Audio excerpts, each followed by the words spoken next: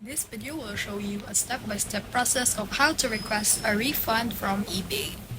So you should need to open the eBay app or go to this website right here, which is the ebay.com.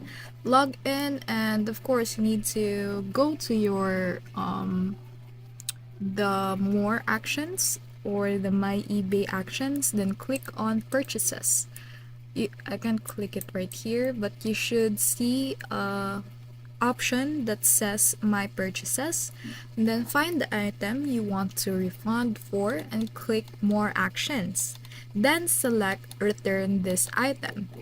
Choose a reason for why do you want to return this item. For instance, is that item not as described as the description or arrived damaged, and add photos if needed.